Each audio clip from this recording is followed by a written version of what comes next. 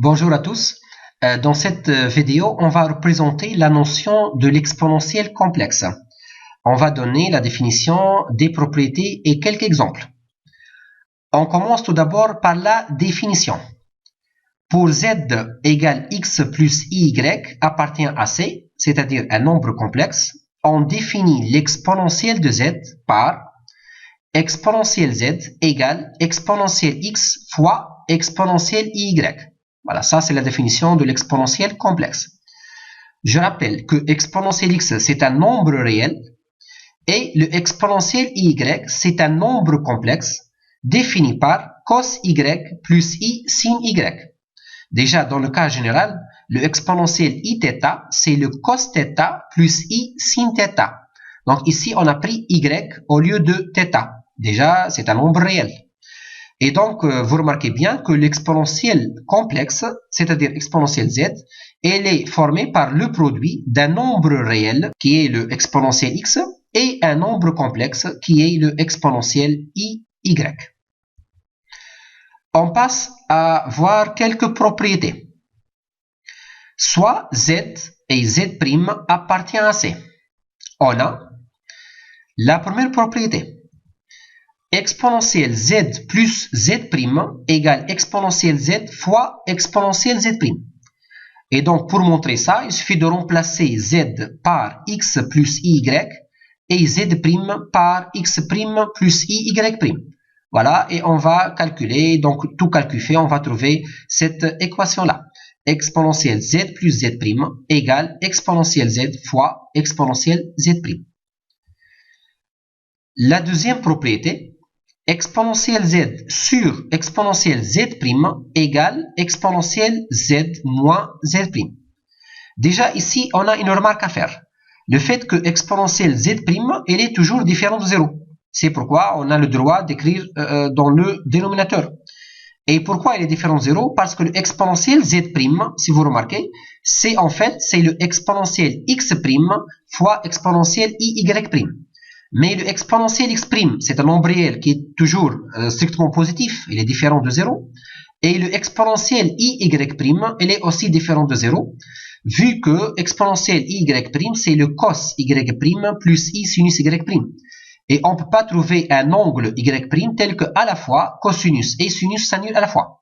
C'est-à-dire, on a toujours exponentiel i θ, dans le cas général, différent de 0. C'est pourquoi le exponentiel z, dans le cas général, il est différent de 0. La troisième propriété. Le module de exponentiel z égale exponentiel réel de z, c'est-à-dire exponentiel x. En effet, le module de exponentiel z, c'est le module de exponentiel x fois exponentiel y, qui est égal en fait module de exponentiel x fois module de exponentiel y. Mais ici, attention, il y a une remarque à faire, à ne pas oublier. Ce symbole-là, le symbole double barre, on peut le lire de deux façons différentes. Si nous sommes dans R, ça c'est la valeur absolue. Et si nous sommes dans C, ça c'est le module. Et donc, si on va revenir à cette expression-là, ça c'est en fait le exponentiel x, on a dit que c'est un nombre réel. Et donc ça, on va le lire valeur absolue. Et vous connaissez que la valeur absolue de exponentiel x égale exponentiel x, parce qu'il est positif. Et pour la deuxième quantité, on va le lire module, parce que exponentiel y, c'est un nombre complexe. Et je rappelle comment on calcule le module de exponentiel y, c'est la racine carrée de la partie réelle au carré plus la partie imaginaire au carré. C'est-à-dire, on va avoir racine carrée de cos carré y plus sin carré y. Mais vous connaissez d'après les formules trigonométriques que cos carré y plus sin carré y, ça vaut toujours 1. Autrement dit, le module de exponentiel y égale à 1. Et donc, tout calcul fait, on va trouver que ce produit-là va donner exponentiel x, c'est-à-dire exponentiel réel de z. La quatrième propriété, si on a exponentiel z égale exponentiel z', alors ceci est équivalent à dire que z égale z' plus 2i capi, avec k appartient à z. Et bon, pour montrer ça, il suffit de remplacer z par x plus y et z' par x' plus y'. Puis on va faire une identification. Et donc on va voir que z, c'est le z' plus 2i capi. On va passer maintenant à donner quelques exemples. On commence par le premier exemple. Il s'agit de résoudre dans C l'équation suivante. Donc l'équation, je vais la noter E, exponentielle z égale 1 plus i. Et donc résoudre cette équation, c'est-à-dire on va chercher un nombre complexe z qui vérifie exponentielle z égale 1 plus i. Et donc pour cela, on va poser z égale x plus y, avec xy appartient à R. Ainsi, E devient de la façon suivante. Exponentielle x fois exponentielle y égale racine de 2 exponentielle i pi sur 4. Et ça, en fait, c'est l'écriture exponentielle. Et donc, vous connaissez que l'écriture exponentielle, c'est en fait, c'est le module exponentielle i, un argument. Donc, le module de 1 plus i, c'est le racine de 2. Et l'argument, c'est le pi sur 4. Et donc, l'écriture exponentielle de 1 plus i, c'est racine de 2 exponentielle i pi sur 4. Et donc, par une identification, on va avoir que exponentielle x égale racine de 2 et exponentielle y égale exponentielle i pi sur 4. Autrement dit, le x, c'est le ln de racine de 2, c'est-à-dire 1 demi ln de 2, et y, c'est le pi sur 4 plus 2 capi, avec k dans z. Donc ici, j'ai ajouté 2 capi parce que vous connaissez que le cosinus et le sinus sont 2 pi périodiques. Et donc, le nombre complexe z, sa partie réelle, c'est le ln de racine de 2, c'est-à-dire 1 demi ln de 2, et sa partie imaginaire, c'est pi sur 4 plus 2 capi. C'est-à-dire, les z qu'on cherche sont 1 demi ln de 2 plus i pi sur 4 plus 2 capi avec k dans z. On passe à un deuxième exemple. Toujours la même question, on veut résoudre l'équation d'inconnu z complexe suivante. L'équation c'est exponentielle z égale moins 1 demi plus i racine de 3 sur 2. Donc l'équation est l'équivalente à exponentielle z égale exponentielle 2i pi sur 3. Et ça en fait c'est l'écriture exponentielle. Parce que le module de moins 1 demi plus i racine de 3 sur 2 c'est 1. Et l'argument, c'est 2 pi sur 3. Ici, je vais utiliser la propriété 4 qu'on a vue précédemment. Je rappelle la propriété 4. Si on a exponentielle z égale exponentielle z', alors ceci est équivalent à dire que z égale z' plus 2i capi, avec k dans z. Donc, si je vais appliquer ça, on va trouver que z égale 2i pi sur 3 plus 2i capi.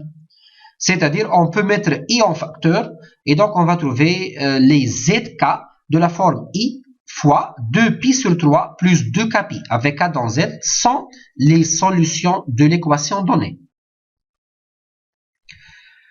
Un troisième exemple. On veut résoudre l'équation d'inconnu z complexe exponentielle moins z égale i fois e.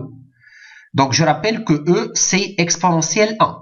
Déjà, vous connaissez que exponentielle 0 égale à 1. Et ici, c'est E, c'est-à-dire exponentielle 1. Donc ça, c'est 2,7. Voilà.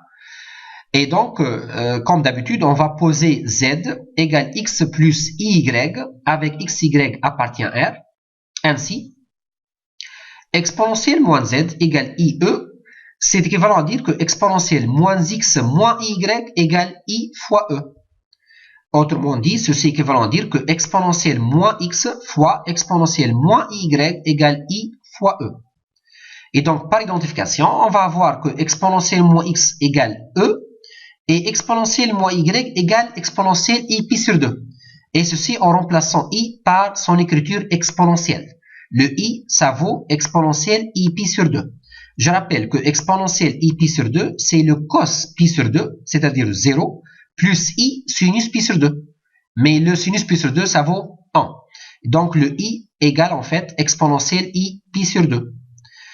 Et donc, le x, ça va être moins 1 par identification, puisque le exponentielle moins x, c'est exponentielle 1. Et le y, ça va être moins pi sur 2 plus 2 capi avec k dans z. Et donc, le z qu'on cherche, ça sera moins 1 plus i fois moins pi sur 2 plus 2 capi avec k appartient à z. Un quatrième exemple. On veut résoudre l'équation suivante maintenant. Exponentielle z plus exponentielle moins z égale 2i. Donc ici, on va poser z égale x plus y, qui est un nombre complexe, et on va poser grand Z égale exponentielle petit z, qui est différent de 0. Déjà, on a dit précédemment que exponentielle petit z, elle est toujours différente de 0, car c'est le produit en fait de exponentielle x qui est déjà différent de 0, et exponentielle y qui est aussi toujours différent de 0. Alors, l'équation précédente devient grand Z plus 1 sur grand Z égale 2i. Parce que le exponentiel moins z, c'est 1 sur exponentiel z. Et donc, en multipliant cette équation par grand Z, on va avoir grand Z carré moins 2i grand Z plus 1 égale à 0. Donc ici, on a obtenu une équation du second degré. Et pour résoudre cette équation, il suffit de chercher le discriminant. Je rappelle que le discriminant delta, c'est b carré moins 4ac. Donc ici, le b, c'est moins 2i. Et donc, moins 2i au carré, ça vaut moins 4. Moins 4ac. Donc ici, le a égale 1 et le c égale 1. Et donc, le delta, ça va être moins 4, c'est-à-dire moins 8. Mais moins 8, c'est en fait, c'est le 2i racine de 2, le tout au carré. Et dans ce cas-là, on dit que 2i racine de 2 est une racine carrée de delta. Et donc, les solutions de l'équation de second degré sont de la forme moins b moins racine de delta sur 2a et moins b plus racine de delta sur 2a. Et donc, tout calcul fait, on va trouver les deux solutions suivantes. Grand Z1, c'est i fois 1 moins racine de 2. Et grand Z2, c'est i fois 1 plus racine de 2. Il vient que exponentielle petit z égale i fois 1 moins racine de 2, ou bien exponentielle z égale i fois 1 plus racine de 2. Donc n'oubliez pas que le grand Z, c'est le exponentiel petit z. Donc ici, on a deux cas à discuter. On va commencer par le premier cas, c'est-à-dire si exponentielle z égale i fois 1 moins racine de 2. Donc toujours la même idée, on va passer à l'écriture exponentielle. Mais l'écriture exponentielle, il faut que le module soit positif. C'est pourquoi l'écriture exponentielle, ça sera de la façon suivante. On va écrire racine de 2 moins 1, ça c'est la quantité positive en fait, et ça va représenter le module. Et on va changer i en moins i. C'est-à-dire comme si on a multiplié par moins 1, des deux côtés.